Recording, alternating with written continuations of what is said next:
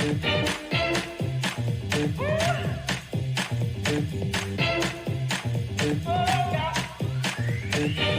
you for joining me on Beyond Work, Kristine. Thank you for having me. Would you give us 2 words about who you are, what you do, and who you work for? Sure. I work for ServiceTitan. We are a SaaS company based out in Glendale in Los Angeles, and I manage all of real estate for ServiceTitan. So everything from space planning, design, the physical office itself, and then once it's all constructed, the day-to-day operations of basically keeping the lights on.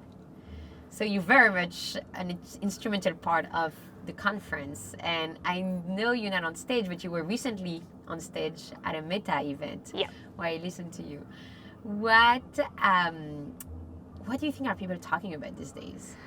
I think the problem that people are trying to solve for, maybe not even a problem, but I think what people are trying to solve is how to get people to come back into the office and how to up that utilization, because I think people have this understanding of real estate, and the only way to make it valuable is to have physical people inside of that space. That's how they translate their dollars being utilized properly. And so it's hard when you have people who want to be remote, want to be hybrid. There's a combination of everything, and then there's certain teams and certain groups that need to be in the office, and how do you balance all of those needs and asks and wants? And especially after being 3 years removed from this whole thing, the biggest test pilot that we ever did was everybody went home and proved that they could do work at home. So now how do you call them all back and say it's better here, and you have to be here in order to be productive? Because then that's basically saying nobody was productive for the last 3 years, which isn't true. So I think that's the biggest challenge that everybody's having. In real estate, people are invested in it for an extended period of time. They signed leases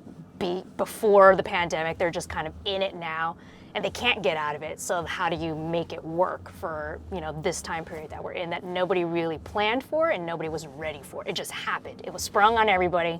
How do you pivot and make it work? I'm sure you're planning your work for 2024. Yeah. What will be the top 2 items on your priority list? I think 2024 is going to be interesting just because there's a macro level of things going on in the world that is beyond just even CRE. It's interest rates.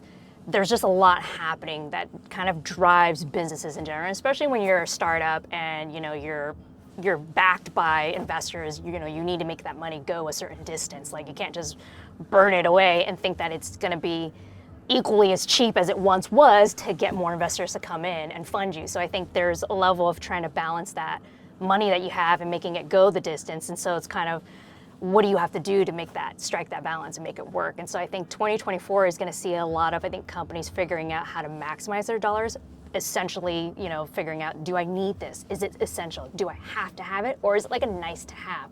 And then shelving things that are, nice to have, not business critical, won't break the business if we don't do it. We just need to pause it for now because we're in this state of, until interest rates go a certain way or until businesses change a certain model, then it's like, okay, we can revisit that. We have more discretionary funds to spend on these things. Otherwise, it's sort of prioritizing, what do I need to keep doing that's not going to break my business, and putting that at the top, and then everything else is kind of, here's my nice to have list, and when I have the funds to do it, I do it. If I don't have the funds, I have to just table that for now.